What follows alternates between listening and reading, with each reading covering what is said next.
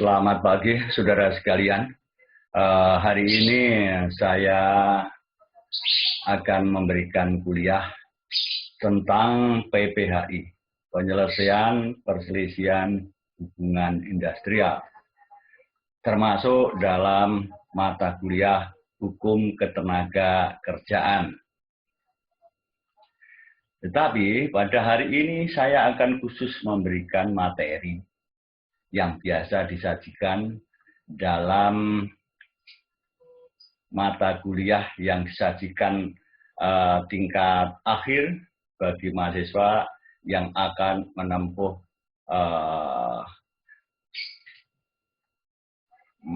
materi yang disajikan pada akhir kuliah untuk menempuh sarjana, yaitu tentang kemahiran hukum, ya, non-litigasi dan litigasi, yaitu di luar pengadilan dan di pengadilan, di mana hukum ketenaga kerjaan itu yang sebelumnya, kalau kita lihat sejarahnya, itu pada tahun kurang lebih 52-53 ada Contract Labor Agreement atau CLA, ya. Di situ bahwa hubungan kerja antara pekerja dan pengusaha boleh dikatakan ini adalah sangat private. Artinya pemerintah belum ikut campur tangan, ya. Namun dalam perkembangannya, Undang-Undang Nomor 22 Tahun 57 tentang penyelesaian perselisihan hubungan ketenaga kerjaan, ini sudah melibatkan pemerintah, pengusaha, dan pekerja. Jadi sudah tripartit. Ya. Yang sebelumnya, hukum ketenaga kerjaan merupakan kajian dari hukum perdata. Ya. Jadi sifatnya adalah privat. Ya. Di sini pemerintah Republik Indonesia sesuai dengan Undang-Undang Dasar Negara Republik Indonesia dalam pembukaan alinea keempat, di situ jelas bahwa negara kita adalah untuk kesejahteraan rakyat. Ya. Mana pemerintah sebagai kepala pemerintahan harus mewujudkan alinea keempat tersebut. Kesejahteraan. Yang sejahtera tidak hanya pegawai negeri sipil atau ASN, tetapi yang bekerja di luar pemerintah. Ini pemerintah harus bertanggung jawab. Di bawah presiden, ini harus bertanggung jawab. Bagaimana mensejahterakan seluruh rakyat, baik di ASN maupun di luar pemerintah, yaitu kerja di perusahaan swasta. Dengan demikian, dalam perkembangannya, ada pergeseran dari hukum perdata menjadi hukum publik. Ya. Kenapa? Karena hubungan kerja dulu hanya diatur di dalam KUH Perdata, buku 2 titel 7A. Ya. Nanti bisa dilihat kembali di KUH Perdata bahwa di situ mengatur hubungan kerja antara pekerja dan pengusaha. Pemerintah tidak ada dalam pengaturan hubungan kerja itu. Nah, tetapi dalam perkembangannya sesuai dengan pembukaan alinea keempat, pemerintah harus ikut campur tangan mensejahterakan rakyat, ya, dalam hubungan kerja tadi. Hal ini dikarenakan kalau pemerintah tidak segera ikut campur tangan, ya, hubungan kerja antara pekerja dan pengusaha, baik itu sebelum Indonesia merdeka maupun setelah merdeka, ya, sebelum pemerintah ikut campur tangan, ini sangat berbahaya. Kenapa sangat berbahaya? maka akan terjadi eksploitasi delong parlong. Artinya di sini pengusaha itu akan memperkerjakan pekerja untuk kepentingan pengusaha yang sebesar-besarnya. Keringatnya diperas, upahnya sedikit, sudah bekerja bertahun-tahun, sudah mengabdi dengan baik di perusahaan, upahnya tidak dinaikkan. Untungnya besar yang menikmati pengusaha, tanpa sekian persen mengalir kepada pekerja yang telah berjuang dalam perusahaan hingga besar. Nah, upah tidak dinaikkan. Nah, ini terjadi eksploitasi delong parlong. Jangan sampai terjadi. Pekerja itu hanya diperas keringatnya saja. Nah, untuk itu pemerintah segera mewujudkan kesejahteraan di perusahaan swasta. Dalam perkembangannya pada akhir 99 ya, upah minimum ya diwujudkan, kepedulian pemerintah untuk mensejahterakan rakyat,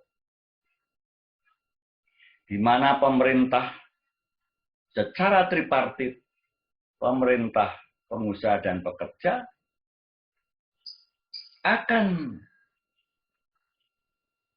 ikut mengatur standar kehidupan yang layak bagi pekerja. Nanti akan diputuskan oleh Dewan Pengupahan daerah, baik kota maupun provinsi. Nah, ini sebagai barometer pemerintah ikut mensejahterakan rakyatnya melalui hubungan kerja antara pekerja dan pengusaha. Dewan Pengupahan Provinsi, nanti provinsi akan mengeluarkan upah minimum provinsi. Kemudian sebagai dasar pelaksanaan upah minimum di tiap-tiap perusahaan. Upah minimum provinsi ini usulan dari bawah, dari Dewan Pengupahan Kabupaten Kota, kemudian diusulkan pada kota, kota diusulkan kepada provinsi, kemudian gubernur yang akan menetapkan sebagai upah minimum provinsi. Nah, di sini pemerintah ikut campur tangan mensejahterakan rakyat. Ya. Jadi di sini hubungan kerja itu dari privat ke publik. Ya. Ini contohnya adalah penentuan upah minimum kota, kabupaten, dan provinsi.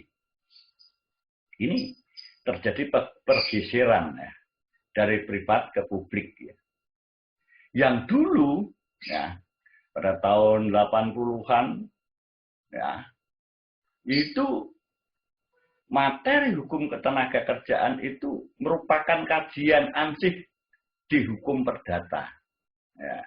Tapi perkembangannya di sini terjadi pergeseran bahwa hubungan kerja ini bukan privat ansih. Ini bisa pengusaha mempermainkan pekerja, bisa terjadi karena tidak ada rambu-rambu dari pemerintah untuk membatasi upah minimum. Ya. Maka terjadilah pergeseran dari perdata ke publik. Jadi materi hukum administrasi negara, kajiannya publik, ya. Bukan lagi privat. Tetapi kalau saya melihat prakteknya di dalam hubungan kerja, saya melihat di sini terjadi pergeseran ke publik. Namun secara material hubungan kerja ini ada dua hal yang masih dipakai. Privat tetap dipakai, namun dibatasi oleh upah minimum kota dan kabupaten. Jadi antara publik, ya, pergeseran ke hukum publik, kemudian hukum perdatanya masih ada. Contohnya, antara pekerja dan pengusaha membuat suatu perjanjian perburuan. Nah, ini wujud suatu hubungan perdata. Dibentuk suatu perjanjian kerja. Ini perdata. Karena apa? Kalau itu perjanjian kerja, harus memenuhi sahnya suatu perjanjian. Nah, KUH Perdata pasal 1320. Nah, syarat-syarat sahnya suatu perjanjian. Satu, harus ada kata sepakat. Dua, cakat. Yang ketiga, hal tertentu. Yang keempat, hausa yang halal. Sebab yang halal. Akan saya jelaskan keempat sahnya suatu perjanjian. Ya. Sepakat. Kalau suatu perjanjian itu sudah sepakat, wujudnya apa? Perjanjian itu harus ditandatangani oleh kedua belah pihak. Ya, harus, kalau sudah sepakat. Wujudnya harus ditandatangani. Dalam perjanjian ini, biasanya pakai materai dan diwajibkan pakai materai. Ya, kelihatannya sepele, tapi mahasiswa atau siapapun harus tahu. Dalam praktek sering melaksanakan, tapi kenapa harus pakai materai ya? Gitu. Dalam perjanjian pakai materai karena ada undang-undang via materai. Setiap perjanjian harus memakai via materai supaya sah sebagai alat bukti. Ya. Kalau tanda tangan biasanya di kelurahan atau di kepolisian atau di instansi manapun, kadang-kadang ada syarat-syarat untuk memenuhi pengisian form harus pakai materai. Dari petugas bilang tanda tangannya ya harus dikenakan materai. Tanda tangan harus kena materai. Ya, kena materai. Biasanya terucap seperti itu. Oh, nggih Pak. Oh iya Pak. Siap. Tanda tangan di atas materai. Nah, ini timbul pertanyaan. Kenapa harus kena materai? Ya, ini hal yang sepele, tetapi seorang lawyer harus tahu persis. Kenapa harus dikenakan materai? Sebab kalau tidak kena materai, bisa saja tanda tangan yang sebelumnya tidak pakai materai, ditempeli pakai materai. Ya. Karena kekuatan hukum, kalau pakai materai, itu sah sejak ditandatangani itu sebagai alat bukti. Ya. Nanti kalau salah satu pihak itu ingkar janji atau wan prestasi, maka si yang merasa dirugikan akan menggugat di pengadilan. Ya. Ketika menggugat di pengadilan, alat buktinya adalah perjanjian itu. Ya.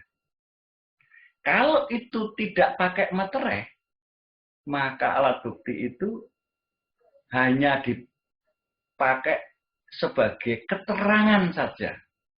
Tidak wajib dipertimbangkan hakim. Tapi kalau pakai materai yang sudah ditandatangani, ya, ini hakim wajib mempertimbangkan alat bukti itu yang diajukan di pengadilan. Ini bedanya. Kalau tidak pakai materai, hanya keterangan saja, terserah hakim mau dipertimbangkan atau tidak. Ini bukan pelanggaran, ya. Tapi kalau pakai materai sudah ditandatangani, hakim wajib. Karena alat bukti itu sebagai alat bukti yang sah, ya. Itu pakai materai, ya, harus pakai materai setiap perjanjian. Nah, kemudian tadi sepakat ditandatangani. Yang kedua, cakap. Ya. Apa yang dimaksud dengan cakap sahnya perjanjian? Bahwa cakap ini bukan cakep. Kalau wanita cantik, kalau laki-laki gagah, ya, cakep bukan. Cakap artinya cakap bertindak hukum. Artinya yang membuat perjanjian itu secara usia cakap, dewasa. Tidak sakit. Tidak kondisi fisiknya di bawah kuratil. Bisa saja sudah dewasa, 30 tahun misalnya, atau lebih. Tetapi tidak cakap. Misalnya karena pertumbuhan fisiknya secara mental terganggu. Ya, misalnya maaf itu agak kurang sempurna, misalnya idiot dan sebagainya. Ini tidak cakap bertindak hukum. Maka perjanjian harus cakap, harus dewasa, bisa dipertanggungjawabkan secara mental, bisa dipertanggungjawabkan secara material, fisiknya juga bisa dipertanggungjawabkan secara yuridis. Tapi ada yang tidak cakap tadi. Bisa perjanjian ini dinyatakan tidak sah. Ya. Yang ketiga, hal tertentu. Ya, sahnya harus ada hal tertentu. Bahwa suatu perjanjian kerja itu harus jelas. Jelas isinya perjanjian kerja.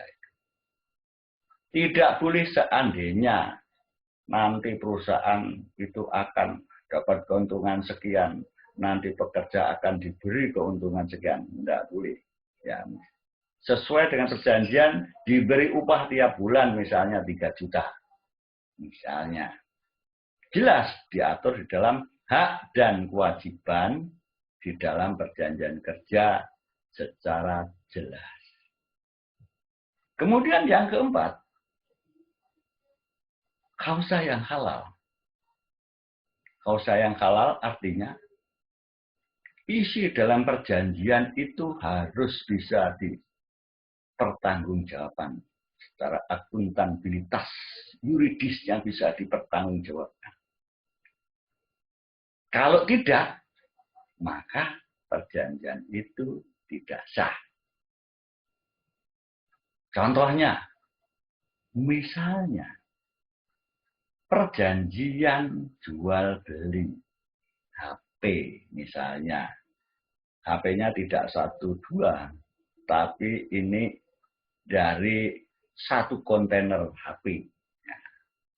Satu kontainer HP dari pelabuhan, ya, orang yang mengimport, tapi dijual lagi kepada konsumen, seorang user atau ini toko atau penyalur, ya, beli HP di pelabuhan, yaitu 1 kontainer sesuai dengan data yang ada itu HP semua. Ya. Tetapi kenyataannya setelah perjanjian jual beli itu ditandatangani sah, ternyata HP itu sebagian bukan HP. Barang-barang yang lain yang tidak dilindungi oleh dokumen yang sah. Nah, dengan demikian perjanjian ini batal demi hukum. Ya, batal demi hukum. Seolah-olah tidak ada. Karena barangnya barang ilegal. Nah, ini sebagai contoh. Jadi ada 4 hal syarat sahnya suatu perjanjian. Ini wajib dipenuhi. Ini perdata murni, ansih. Ya. Selanjutnya, saya akan menjelaskan ya, tentang PPHI, penyelesaian perselisihan hubungan industrial. Ya.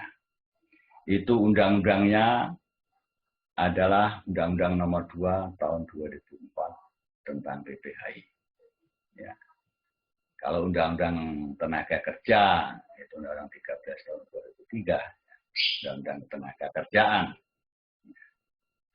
yang pada akhir-akhir ini barusan beberapa hari yang lalu sangat menjadi berita yang headline di semua media ya, sebagai berita yang sangat hangat ya, sebagai kepala judul atau subtitle dalam suatu berita ya, yaitu yang berhubungan dengan produk rencana undang-undang Omnibus Law ya. Itu yang sementara ada yang belum jelas tentang isinya ya. Karena belum ada sosialisasi ya. Tetapi dalam persiapan sesuai dengan keterangan pemerintah, DPR sudah melalui tahapan-tahapan yang benar ya. Di mana Undang-Undang Omnibus Law ini, kalau saudara mau tahu, ini sebetulnya menurut saya ini penyederhanaan peraturan perundangan yang agak rumit. Ini ceritanya Omnibus Law ini dulu dari Eropa dan Afrika Selatan dulu, karena peraturan ini terlalu banyak tumpang tindih, perlu disinkronkan ya, yang bernama Omnibus Law. Sebagai contoh, dulu sejarahnya orang mau bepergian ya, itu nyepeda zaman kuno ya, naik misalnya kereta kuda, kalau di Jawa Tengah ada gerobak dan sebagainya. Kemudian di yang roda 3 muatannya terbatas hanya 5. Wah, ini sangat kredit di jalan. Banyak kendaraan seperti itu. Dan harus terkoordinasi dengan muatan-muatan kendaraan yang lain. Bagaimana supaya ini di jalan tidak ruwet, tidak kredit? Perlu dimunculkanlah bus. Nah, bisa muat banyak. Sekali jalan bisa muat sekitar 30 lebih. Yang sebelumnya itu bisa dimuat hanya 5 dan sebagainya. Di jalan banyak kendaraan. Disimpelkan sederhana. Kira-kira begitu. Ya. Dan yang perlu diperhatikan di sini adalah bahwa tujuan daripada negara Republik Indonesia sesuai dengan alinea keempat pembukaan Undang-Undang Dasar 45, jelas tujuan negara ingin mensejahterakan seluruh rakyat Indonesia ya, berdasarkan Pancasila.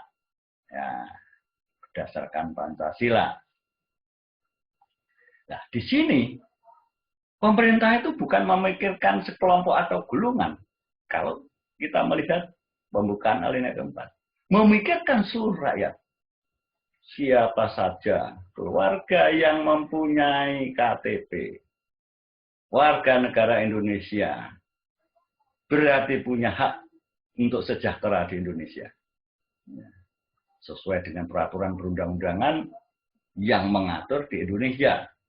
Bukan untuk sekelompok atau golongan, tapi untuk seluruh whole stakeholder daripada Republic of Indonesia ya. Itu semuanya harus di cover ya. Itu jadi tujuannya menurut saya memang baik ya. Tujuannya baik, semoga memang betul pelaksanaannya baik karena aturan baik, landasan hukumnya baik, mudah-mudahan hasilnya baik juga. Itu juga menurut saya pribadi ya. Selanjutnya, saya katakan materi saya adalah PPHI, penyelesaian perselisihan hubungan industrial. Yang namanya perselisihan hubungan industrial itu adalah perselisihan yang terjadi hubungan industrial relationship. Nah, hubungan kerja antara pekerja dan pengusaha, bahkan di sini bisa juga termasuk tripartit, ya, 3 pihak. Ya. Ini dalam hubungan kerja bisa berjalannya tidak mulus. Timbul perselisihan-perselisihan. Sesuai Undang-Undang Nomor 2 Tahun 2004 tentang PPHI. Ada 4 perselisihan hubungan industrial ini. Ada 4 perselisihan. Yang pertama, perselisihan hak. Yang kedua, perselisihan kepentingan. Yang ketiga, perselisihan PHK. Yang keempat, perselisihan serikat pekerja atau serikat buruh di perusahaan atau satu perusahaan. Jadi, hanya 4 perselisihan inilah yang bisa jadi masalah yang harus diselesaikan sesuai Undang-Undang Nomor 2 Tahun 2004 tentang PPHI. Nah, ini harus dipahami dulu. Perselisihannya hanya 4 ini. Nah, sekarang saya jelaskan. Apa yang dimaksud dengan perselisihan hak itu? Perselisihan hak adalah perselisihan yang terjadi antara pekerja dan pengusaha, di mana hal-hal yang diperselisihkan itu sudah diatur secara yuridis di dalam peraturan perundangan. Sebagai contoh, perselisihan tentang upah yang sudah diperjanjikan dalam perjanjian kerja antara pekerja dan pengusaha. Upahnya 5 juta dalam perjanjian setiap bulannya, beserta tunjangan A, B, C, tunjangan transportasi, perumahan, ya, makan, dan sebagainya. Jumlah jadi 6 juta. Apalagi kalau itu ada perumahan misalnya, 1 bulannya dapat 1 juta lagi misalnya. Jadi 7 juta misalnya. Nah, dalam perjalanan sesuai kontrak 3 tahun misalnya, baru 1,5 tahun dibayar penuh sesuai dengan tunjangan-tunjangannya, upah dan tunjangan-tunjangannya dibayar penuh. Take home pay-nya penuh 7 juta. Ya. Upah yang dibawa pulang 7 juta. Berjalan baik hanya 1,5 tahun. Tetapi setelah itu, nah masih 1,5 tahun. Upahnya tidak diberi 7 juta. Tunjangannya dikurangi, upahnya dikurangi. Jadi 4 juta. Misalnya tiap bulan hanya kasih 4 juta. Wah, ini jadi masalah. Pekerja, loh kok saya sesuai perjanjian 7 juta beserta tunjangan-tunjangannya. Kok hanya diberi upah 4 juta? Ya, ini adanya dari perusahaan. Tidak bisa. Ini sudah ditandatangani oleh kedua belah pihak, saya dan pengusaha. Maka ini perusahaan melakukan ikrar janji. Merugikan saya. Nah, kalau itu diselesaikan secara baik-baik, tidak bisa selesai, ya, sesuai aturan yang telah disepakati, maka ini namanya perselisihan hak. Karena haknya dilindungi undang-undang, sudah disepakati, contoh saya tadi. Itu. Yang kedua, perselisihan kepentingan. Ya, ini yang perlu dipahami oleh saudara-saudara sekalian, perselisihan kepentingan. Apa yang dimaksud dengan perselisihan kepentingan? Perselisihan kepentingan adalah perselisihan yang terjadi antara pekerja dan pengusaha, di mana hal-hal yang diperselisihkan ini secara yuridis belum diatur. Keinginan saja untuk lebih baik kesejahteraan si pekerja ini. Misalnya, contohnya, tadi upahnya misalnya sesuai perjanjian, ya 3 juta. Dia sudah diangkat tetap. Sudah bekerja 5 tahun, upah dan tunjangannya tidak dinaikkan.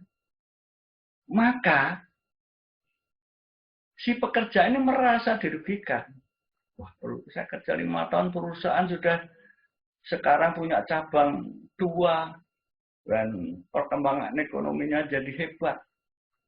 Saya bekerja hanya begini-begini saja, tidak diperhatikan kesejahteraannya. Maka pekerja dengan kawan-kawannya mengajukan kepada pengusaha supaya upahnya dinaikkan. Misalnya tadi 3 juta per bulan, minta dinaikkan 100%, misalnya jadi 6 juta. Karena bekerja sudah 5 juta, produknya, keuntungannya banyak. Itu landasan pemikirannya.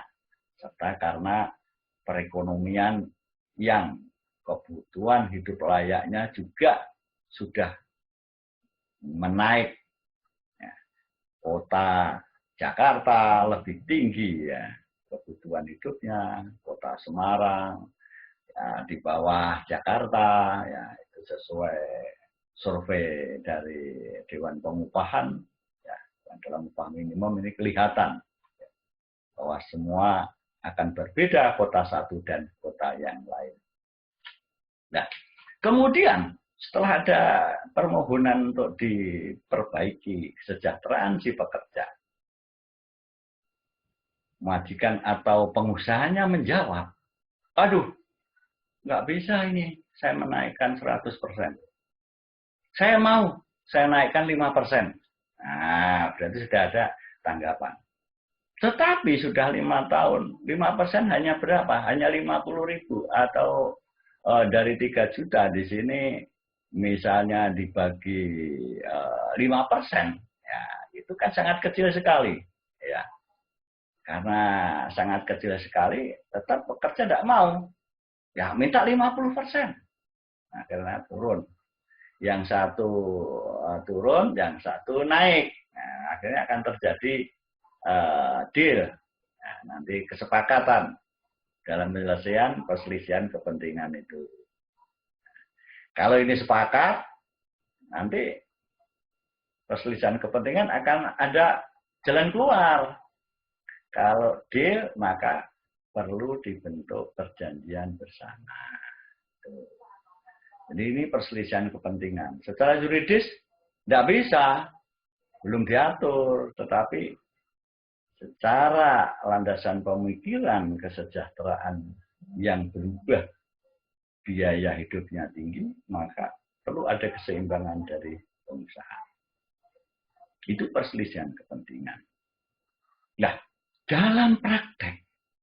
dalam praktek, saudara harus tahu, kelihatannya sederhana, ya, kelihatannya sederhana, perselisihan kepentingan seperti apa yang saya jelaskan, namun sebetulnya sangat rawan apabila tidak bisa diselesaikan secara baik.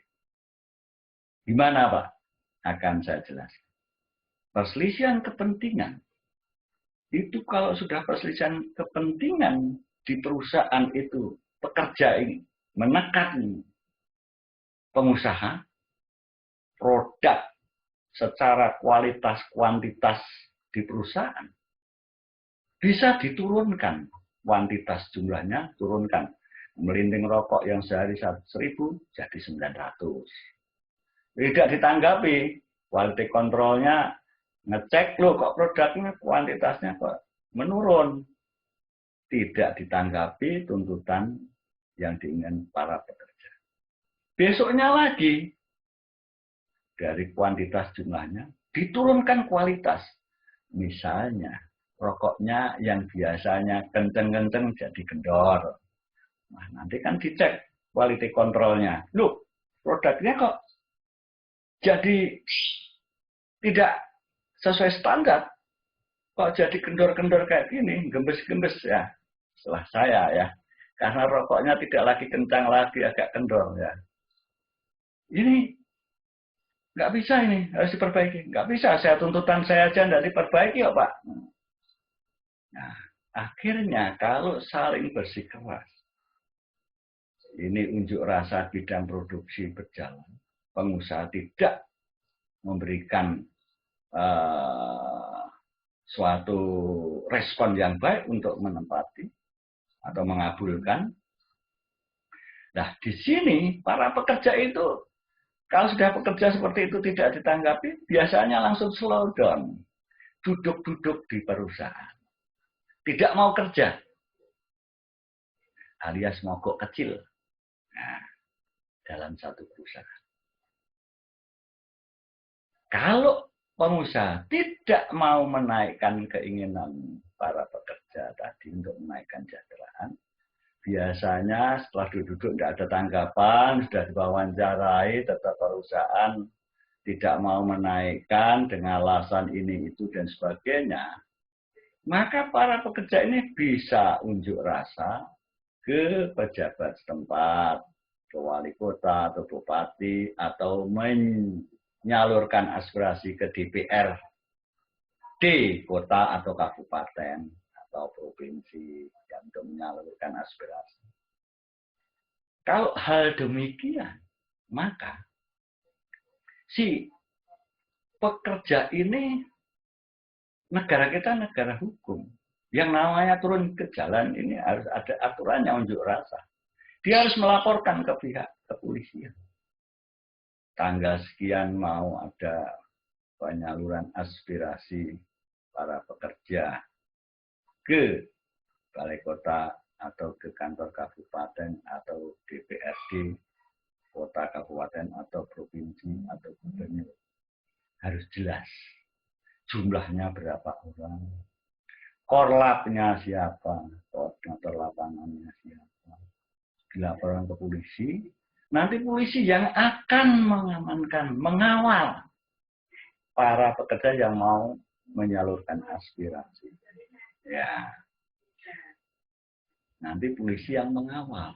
Jangan sampai terjadi yang tidak diinginkan, anarkis.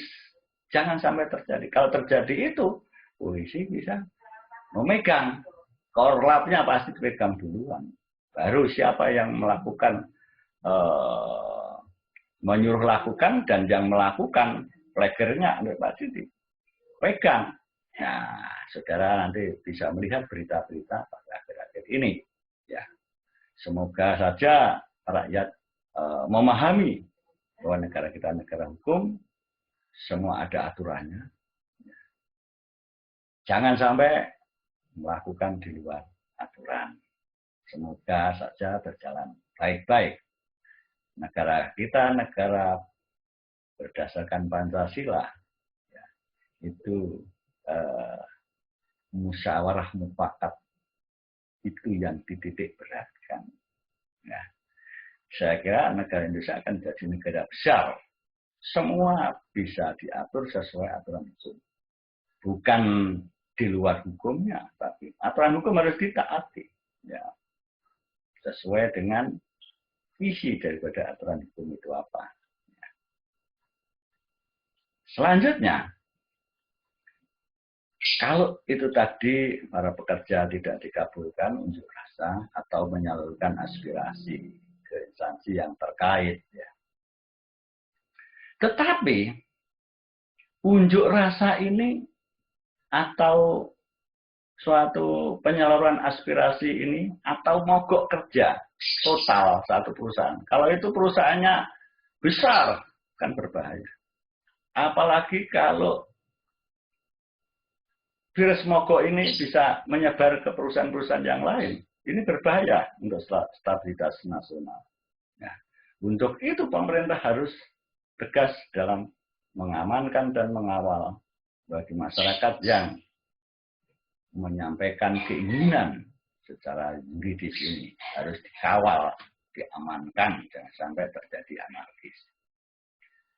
Saya contohkan, di Indonesia ini kalau terjadi mogok di perusahaan, itu biasanya mogok karena ekonomi, mogok karena kendil. Ekonomi strike. Mogok karena ekonomi. Karena kesejahteraan yang diinginkan. Tetapi saudara harus ketahui, pernah terjadi di luar negeri, di negara Polandia, waktu Ketua Serikat Pekerjanya itu Lech Wałęsa yang jadi Perdana Menteri dan Presiden di Polandia akhirnya, mogok bukan lagi ekonomi strike, tapi mogok karena politik. Political strike. Kalau political strike, itu ada yang mengendalikan, ada yang membiayai. You tidak masuk kerja, sehari, 2 hari, saya cover. Untuk kesejahteraan hari ini dan esok. Ini sudah political strike. Ada yang membiayai untuk kepentingan tertentu. Ini contohnya di Polandia. Karena apa? Si Lech Wałęsa, perusahaan yang di darat, laut, udara, mogok bersama. Maka negara itu praktis menjadi tidak bisa berjalan. Komando ada di tangan Lech Wałęsa. Akhirnya Lech Wałęsa dipercaya di DPR-nya, Dewannya di Polandia. Akhirnya dia pegang sebagai Perdana Menteri, bisa mengendalikan. Ya. Selesai dengan baik. Akhirnya dia bisa mengendalikan negara itu secara baik keamanan dan perekonomian berjalan kembali dan bertumbuh dengan baik. Tapi di Indonesia, negara yang Pancasila, semua dimusyawarahkan. Tidak boleh yang ada anarkisme di jalan maupun di mana saja. Ya. Jadi di Indonesia hanya ekonomi strike. Ya. Mogok karena perut. Ya. Bukan karena politik. Ya. Negara Pancasila itu sebagai filter atau kontrol terhadap semua kegiatan bangsa Indonesia. Ya. Supaya berjalan sesuai tujuan negara ini didirikan, yaitu Undang-Undang Dasar 45 alinea keempat, pembukaan Undang-Undang Dasar 45. Itu. Ini saya katakan tadi, perselisihan kepentingan itu biasanya kalau tidak bisa selesai, tidak bisa merembet kemana-mana. Gitu. Kalau secara teori, kalau pekerja itu mogok, pengusaha pun punya senjata. Kalau tidak mau bekerja, saya mogok bersama-sama. Tapi pengusaha sebetulnya secara teori punya hak juga. Akan menutup perusahaan, lockout namanya. Perusahaan saya tutup kalau saudara ternekat mau minta kenaikan yang di luar nalar, misalnya. Perusahaan akan saya tutup, lockout. Nah, jadi ada keseimbangan. Akhirnya nanti akan terjadi titik temu baik-baik bahwa pengusaha tanpa pekerja, perusahaan tidak bisa jalan. Pekerja tidak ada perusahaan, tidak dapat pekerjaan. Akhirnya saling memahami kebutuhan masing-masing pihak antara pekerja dan pengusaha. Kemudian yang ketiga, perselisihan PHK. Ya, perselisihan PHK. Perselisihan PHK, yaitu pemutusan hubungan kerja, memang bisa terjadi. Ya. perselisihan PHK ini perselisihan yang terjadi, pemutusan hubungan kerja yang terjadi antara pekerja dan pengusaha. Secara teori ini ada 4 tentang PHK ini, pemutusan hubungan kerja. Maaf, saya minum dulu. Ya. Jadi perselisihan PHK itu secara teori ada 4. Yang pertama, PHK karena yuridis. Artinya, pemutusan hubungan kerja hukum sudah mengaturnya. Contohnya, pekerja meninggal dunia, otomatis putus hubungan kerjanya. Tidak bisa dilanjutkan oleh saudara atau keluarga. Itu yang pertama. Salah satu contohnya itu. Yang kedua, saya tambah yang pertama tadi karena meninggal. Yang kedua, contoh yang kedua adalah kontrak kerja. Kontraknya 3 tahun. Kalau tidak diperpanjang, maka tanggal bulan habis 3 tahun, otomatis putus demi hukum. Nah, ini putus karena yuridis. Waktu kontraknya habis. Itu contoh yang kedua. Kemudian secara teori yang kedua, bahwa PHK bisa terjadi secara sepihak dari majikan. Ya, dari majikan atau pengusaha. Pengusaha yang memberikan inisiatif. Yang memberikan inisiatif untuk PHK kepada karyawannya, pekerjanya. Ya. Kemudian si pekerja ya ini akan di PHK. Bisa saja tanpa alasan, karena perusahaan punya hak. Kalau tanpa alasan harus membayar biaya penuh sesuai normatif. Ya. Kalau itu ada kesalahan, misalnya melakukan pencurian di perusahaan, ya, melakukan pelecehan seksual di perusahaan, ini bisa menghilangi uang jasa. Ya, bisa menghilangi uang jasa. Ya.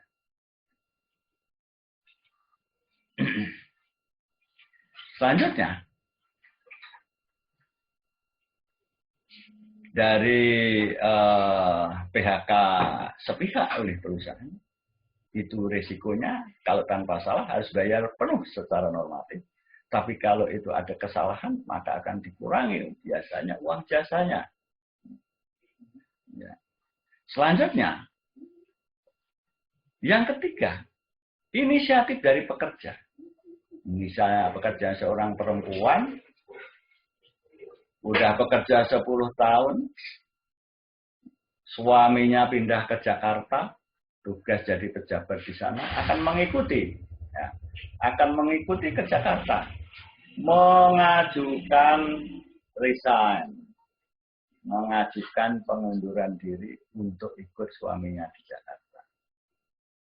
Nah, dengan demikian, maka si pekerja ini biasanya kalau perusahaan baik akan diberi uang pesangon, uang jasa ganti rugi full.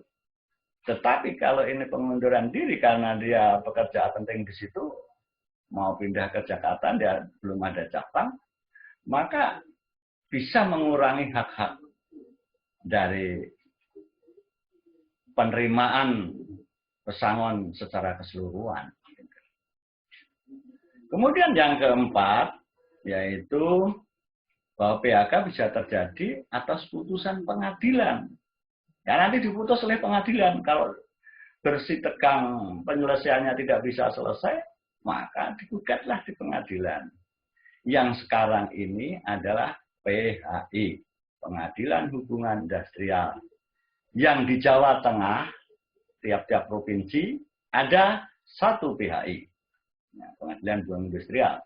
Kalau di Semarang itu sekarang sudah punya tempat sidangnya, yaitu di Semarang Jalan Muradi. Ya, di situ ada PHI, tetapi masih menginduk di Pengadilan Negeri Semarang. Ya, seperti Tipikor sudah punya gedung sendiri. Niaga yang belum, ya masih jadi satu di pengadilan. PHI sudah punya gedung tersendiri. Ya, itu dari perselisihan PHK. Ya, saya jelaskan demikian. Ada perselisihan ya tadi yang keempat oleh pengadilan. Ya. Kemudian perselisihan tadi ada perselisihan PHK, masih ada satu perselisihan serikat pekerja atau serikat buruh. Nah, karena ada organisasi serikat pekerja, ada undang-undang. Ya. Kemudian itu merupakan hak PBB, ada ILO, International Labour Organization, dan organisasi perburuan internasional yang punya anggota seluruh dunia. Ya. Organisasi ILO memperjuangkan kesejahteraan rakyat, memperjuangkan kesejahteraan anggota pekerja. Ya. Ini merupakan hak asasi manusia untuk hidup yang layak di setiap negara. Nah, organisasi ini akan dibentuk tiap-tiap perusahaan. Ya. Perselisihan ini bisa terjadi. Biasanya anggota dengan pengurusnya. Maaf ya, biasanya dalam praktek pengurus atau ketuanya ini pengusahanya selalu merangkul. Jadi perjuangannya untuk supaya hidup layaknya pekerja dinomorduakan. Nah, ini biasanya terjadi pangkal sengketa di serikat pekerja. Karena sebagai pengurus, sebagai ketua tidak memperjuangkan anggotanya, udah mendapatkan kendaraan yang baru, waduh, lupa memperjuangkan. Hal demikian biasanya memicu suatu permasalahan perselisihan serikat pekerja atau serikat buruh dalam satu perusahaan. Ya, itu perselisihan hubungan industrial. Jadi ada 4 macam perselisihan. Belum lagi.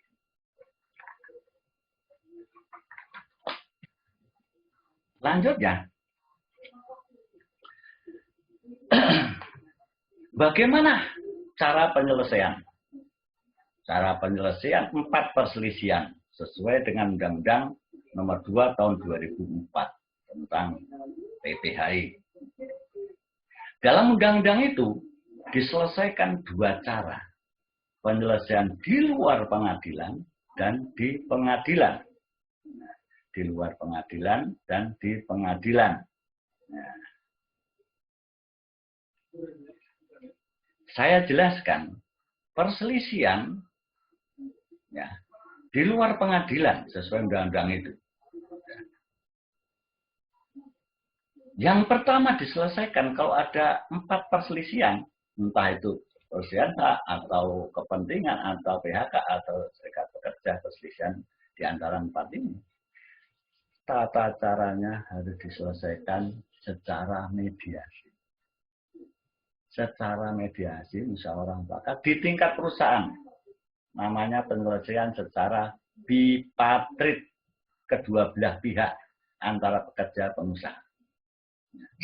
Antara pekerja dan pengusaha. Maksimal 30 hari penyelesaian ini harus sudah ada putusan. Terjadi kesepakatan atau tidak. Maksimal 30 hari. Apabila dalam penyelesaian tingkat bipatrit perselisihan tidak bisa diselesaikan, maka masalah ini sesuai notulen dalam rapat bipatrit itu dibawa ke Disnakertrans untuk dimediasi. Ini apabila tidak ada titik temu. Jawabnya ada 2. Tidak ada titik temu diajukan ke mediasi, yaitu mediator di tingkat Disnaker Trans, yang di situ personilnya bisa 1 orang atau lebih yang sudah diangkat oleh Menteri Tenaga Kerja di tingkat Disnaker Trans. Ada mediator-mediatornya yang akan menyelesaikan masalah antara pekerja dan pengusaha yang telah dilampiri dari notulen hasil penyelesaian. Jawaban yang kedua, bahwa pertemuan itu terjadi sepakat. Misalnya perselisihan hak, ya sudah, hak saudara akan saya berikan plus bunga karena sudah 1,5 tahun saudara tidak terbayarkan plus bunga. Ya. Dengan demikian, kesepakatan itu akan dituangkan dalam perjanjian perburuan atau PB, atau dulu disebut PKB, perjanjian kerja bersama antara pekerja dan pengusaha, atau sekarang istilahnya PB, perjanjian bersama, yang disepakati antara kedua belah pihak. Seperti contoh saya tadi penjelasan, perjanjian sahnya harus sesuai KUH Perdata pasal 1320 yang harus dipenuhi. Ya. Kemudian, kalau sudah ditandatangani oleh kedua belah pihak, perjanjian perburuan itu didaftarkan ke PHI di wilayah masing-masing. Kalau Jawa Tengah itu ke Semarang di Jalan Abdurrahman, atau Muradi, Jalan Muradi Raya, melalui Pengadilan Negeri Semarang. Nanti ketua akan mendistribusikan gugatan itu ke PHI. Ya. Kemudian kalau sudah didaftarkan, pekerja atau pengusaha ini akan mendapat suatu akta pendaftaran namanya. Akta pendaftaran dari PB tadi, perjanjian bersama. Gunanya apa? Gunanya yaitu apabila pengusaha tidak menepati, tadi akan membayar plus bunga, karena tidak dibayar sudah 1,5 tahun, maka pihak yang merasa diingkari PB itu bisa mengajukan eksekusi melalui pengadilan setempat. Nah, jadi tidak usah menggugat ke pengadilan, tidak usah menggugat, karena sudah didaftarkan hasil deal tadi. Jelas ya.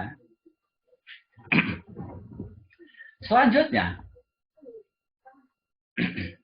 setelah ini tadi, jawabnya tadi dari BPAD, tentu saja juga ada 2, sepakat dan tidak sepakat. Kalau tidak sepakat ke Dinas Tenaga Kerja dan Transmigrasi. Dalam waktu 30 hari, harus sudah ada putusan. Deal or no deal. Gitu. Jadi sepakat atau tidak sepakat. Ya, kalau itu sepakat, dibikin PB, didaftarkan ke pengadilan PHI, dapat akte pendaftaran. Kalau tidak sepakat, bagaimana? Mediator akan memberi suatu putusan yang bersifat anjuran, tidak wajib. Ya, anjuran tidak wajib. Artinya anjuran ini bisa sepakati kedua belah pihak atau tidak mengikat namanya. Sifatnya tidak mengikat. Kalau oke, dicatat, didaftarkan di PHI. Kalau tidak sepakat, anjurannya silahkan saudara kedua belah pihak menempuh jalan ke konsiliator, konsiliasi yang daftar namanya itu ada di tiap disnaker. Ya, ada, kan bisa memilih siapa. Ya. Konsiliator sifatnya ya menyelesaikan secara musyawarah mufakat dari kajian sisi hukum tenaga kerja. Dalam 30 hari, ya, harus sudah ada putusan. Oke atau tidak. Deal or not deal. Ya. Kalau deal, dibikin perjanjian bersama. Kalau tidak, maka silakan menggugat ke PHI. Kalau dibikin perjanjian, deal, didaftarkan ke PHI, dapat akte pendaftaran. Nah, itu. Kalau nggak terima, silakan menggugat ke pengadilan hubungan industrial. Jadi, jeda waktu sesuai Undang-Undang Nomor 2 Tahun 2004 tentang PPHI. 90 hari di luar pengadilan. Mediasi 30 hari. Kemudian mediasi lewat mediator. Ya, petugas pemerintah yang di Dinas Tenaga Kerja transmigrasi 30 hari. Konsiliator 30 hari. Jadi dijumlah 90 hari. Kemudian sesuai dengan Undang-Undang Nomor 2 Tahun 2004 tentang PPHI, tadi anjuran dari mediator dari Dinas Tenaga Kerja menyarankan bisa lewat konsiliasi. Kalau sudah mau menyalurkan lewat konsiliator, tidak boleh menempuh jalan yang lain yang bisa dimungkinkan ditempuh. Ada arbitrase, nah, di bidang ketenaga kerjaan untuk menyelesaikan perselisihan ketenaga kerjaan. Nah, kalau memilih salah satu, memilih dua-duanya tidak boleh, harus salah satu. Biasanya, ya, ini nanti investor luar negeri akan berdatangan, banyak PMA yang akan masuk, selain PMDN juga akan tumbuh.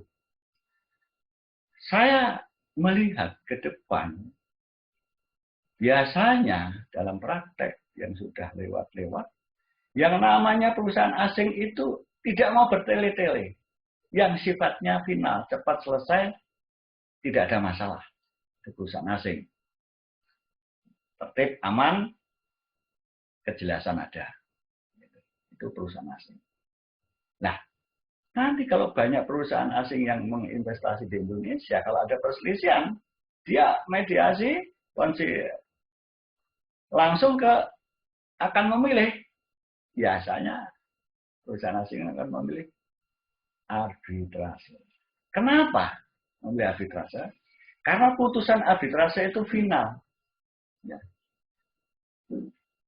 Putusannya final. Artinya, apa yang diputuskan oleh arbitrator bisa dilaksanakan. Tidak ada upaya hukum lagi. Tidak usah menggugat. Jadi di sini disenangi oleh perusahaan-perusahaan PMA atau perusahaan-perusahaan dalam negeri yang besar tidak mau melalui di luar arbitrase. Ya. Selanjutnya, siapa yang duduk di arbitrator itu? Yang duduk di arbitrator itu adalah secara tripartit. Wakil dari pemerintah, wakil dari pengusaha, wakil dari pekerja. Ada 3 pihak secara tripartit.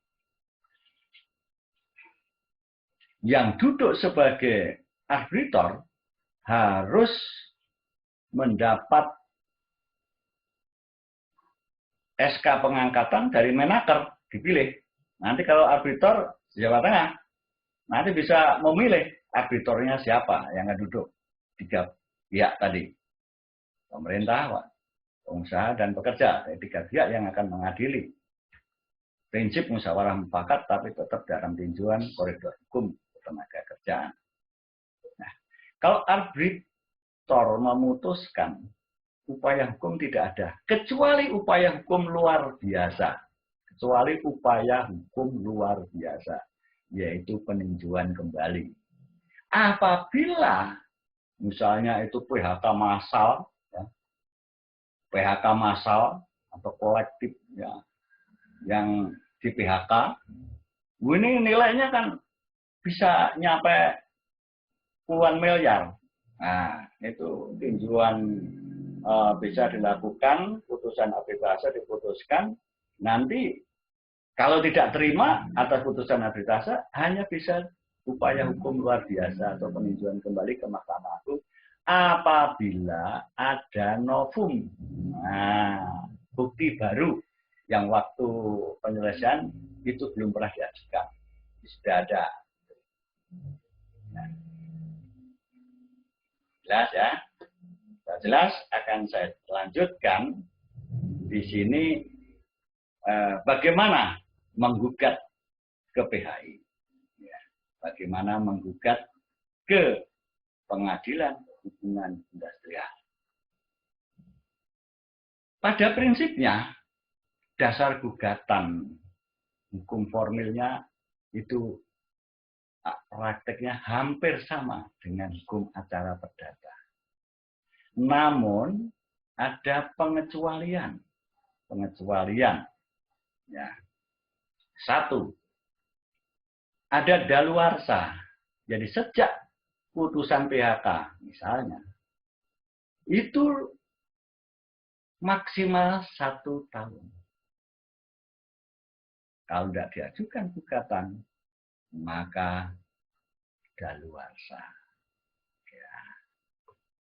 Ini. Jadi harus dipahami. Jadi ada daluarsa 1 tahun. Ya. Jadi dilihat di Undang-Undang 2 tahun 2004. Ya. Itu ada jeda waktu untuk mengajukan gugatan ke PHI. Yang kedua, waktunya tidak sama dengan gugatan perdata, acara perdata biasa.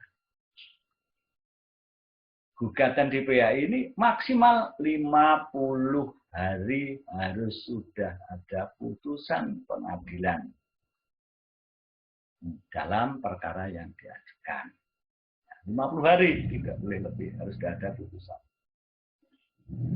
Pengecualian yang lain, ada lagi kasus yang sifatnya itu emergensi.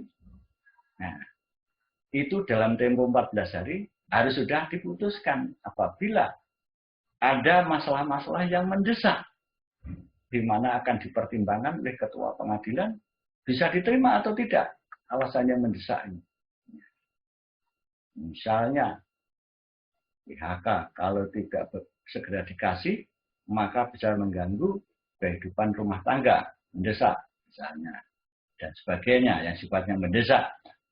Nah, itu kalau sudah diterima, 14 hari harus sudah ada putusan.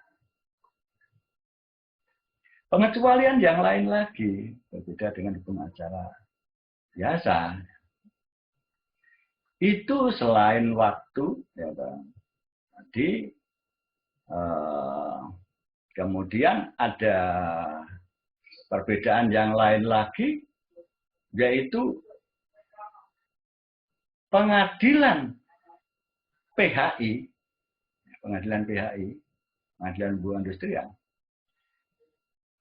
memutus final, tidak ada upaya hukum, 2 kasus, tadi ada 4 kasus kan, yaitu perselisihan kepentingan dan perselisihan serikat pekerja. Itu diselesaikan tingkat PHI.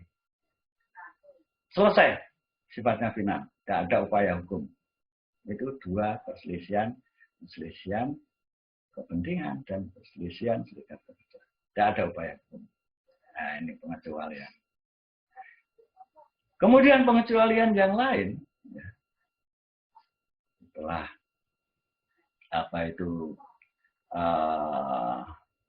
tadi sifatnya final, kasus masih ada 2 berarti 4. Yang 2 adalah perselisihan hak dan perselisihan PHK. Ini yang bisa ada upaya hukum kalau tidak terima putusan hakim majelis PHI. Ya. Bisa ada upaya hukum. Tidak ada banding, langsung kasasi. Hakimnya, hakim majelis ini tripartit, perwakilan atau manifestasi dari tripartit. Sebagai ketua majelisnya hakim karier. Dia adalah pegawai negeri sipil. Yang hakim anggota dari pengusaha dan dari pekerja. Jadi hakim ad hoc. Ya. Jadi yang ada hakim ad hoc hanya di Mahkamah Agung. Ad hoc tenaga kerja. Ya kebetulan mahasiswa Untak dulu pernah jadi hakim agung. Hakim ad hoc tenaga kerja itu 2 periode. Dia dulu dari Pati, ya, Trangkil Pati. Sekarang sudah selesai. Nah, kemudian sekarang ada lagi hakim agung ada 2, itu alumni dari Untak Semarang. Ya. Ada 2. Ya, tidak usah saya tunjukkan siapa, ada 2 orang. Sebelumnya ada 1 hakim agung, sekarang 2 dan sekarang masih aktif. Jadi itu upaya hukum hanya diberikan kepada perselisihan hak dan PHK. Gitu. Jadi hampir sama dengan hukum acara perdata, tetapi ada kekhususan yang berbeda. Ya. Kemudian cara menyusun gugatan bagaimana? Ya. Cara menyusun gugatan hampir sama, tetapi ada perbedaan. Perbedaannya dalam gugatan ini harus melampirkan hasil notulen tingkat bipatrit, tingkat mediasi yang diselesaikan oleh mediator. Ya,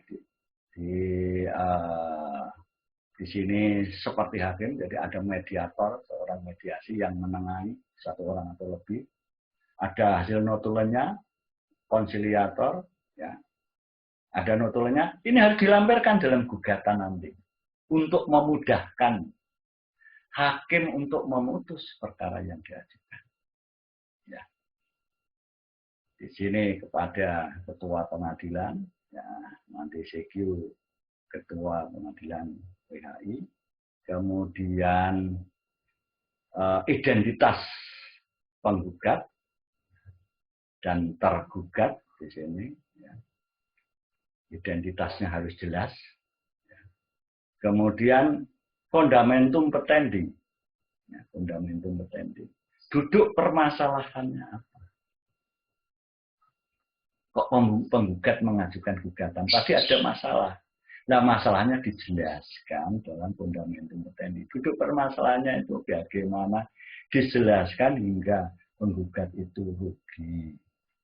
Nah, itu kalau menggugat. Kemudian setelah menggugat menceritakan fundamentum petendi. Apa maumu penggugat? Ya maunya untuk diputuskan kerugian saya. Namanya petitum. Apa yang saudara mau mengajukan untuk diputuskan oleh hakim? Ada tuntutan yang harus diputuskan. Jangan lupa, kalau enggak nanti gugatan ajukan enggak ada permintaan untuk diputuskan. Ditandatangani oleh 1 in person atau di sini orang yang bersangkutan langsung, pekerja atau buruh. Kemudian setelah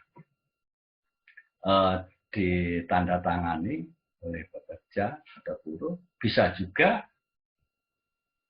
karena kesibukannya pekerja bisa atau yang mengajukan secara bersama-sama mencari lawyer, ya, mencari penasihat hukum, advokat. Maka di sini yang tanda tangan di situ, ya, adalah kuasa hukum. Siapa pengacara? Ya, itu. Lalu diajukan ke pengadilan PHI. Tapi ingat, jangan sampai melebihi dari 1 tahun.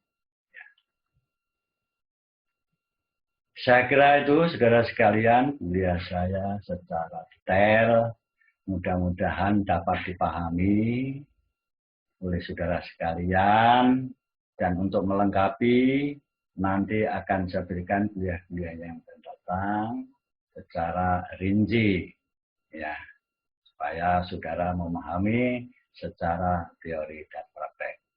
Terima kasih atas perhatian saudara. Sampai jumpa. Selamat belajar. Sukses selalu. Salam sehat. Amin.